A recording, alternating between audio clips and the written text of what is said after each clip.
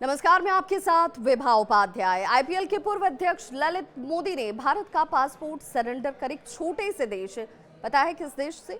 Vanuatu, ये वो देश है जिसकी नागरिकता ली थी। लेकिन अब वानुआतू के प्रधानमंत्री ने ललित मोदी को एक बड़ा और तगड़ा झटका दे दिया है। अब ये झटका कैसे लगा है ललित मोदी को, वो भी जरा जान लीजिए। वानुआतू के प्रधानमंत्री जोथम नापत ने नागरिकता आयोग से ललित मोदी का पासपोर्ट तत्काल प्रभाव से रद्द करने को कहा है। यानी कि जिस देश की नागरिकता उन्होंने ली थी, अब उस नागरिकता पर ही संदेह। पीएम ने कहा कि मैंने नागरिकता आयोग को यह निर्देश दिया है कि वो ललित मोदी का वानुआतू पासपोर्ट तुरंत से रद्द कर दें। मुझे बीते 24 घंटे में ये जानकारी मिली कि इंटरपोल ने ललित मोदी को लेकर भारत और भारत सरकार की ओर से भेजे गए इस अलर्ट नोटिस को न्यायिक साक्ष्य के अभाव में 2 बार खारिज किया।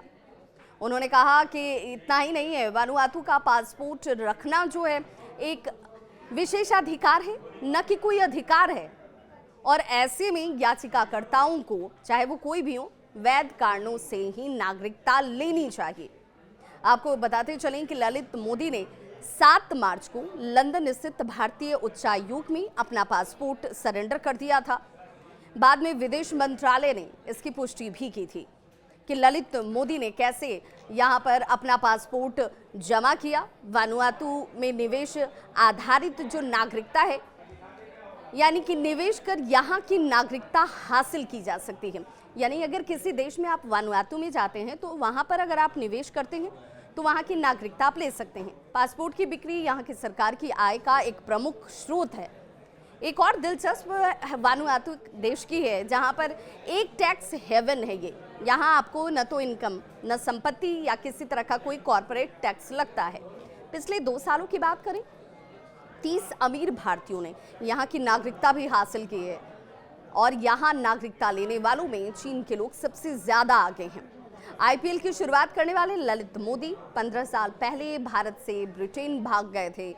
भारत लगातार उनके प्रत्यर्पण की मांग कर रहा है और ऐसे में ये खबर जो है ललित मोदी के लिए और परेशानी खड़ी करने वाला है, क्योंकि कानूनी लड़ाई भी उनके खिलाफ चल रही है।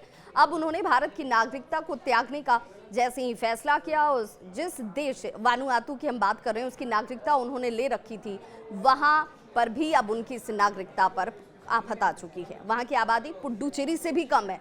इस मामले में एक फ्रेश ट्वीट भी सामने आया जिसमें अपने ऊपर लगे तमाम मनी लॉन्ड्रिंग और टैक्स चोरी के आरोपों को उन्होंने हालांकि खारिज किया है, क्योंकि यही वो आधार है जिस आधार पर वानुआतू के जो प्रधानमंत्री हैं वो ये कह रहे हैं कि भाई इस आधार पर कोई शख्स आकर हमारे देश की नागरिकता नहीं ले सकता है जिसके ऊपर इतने गंभीर मामले हों।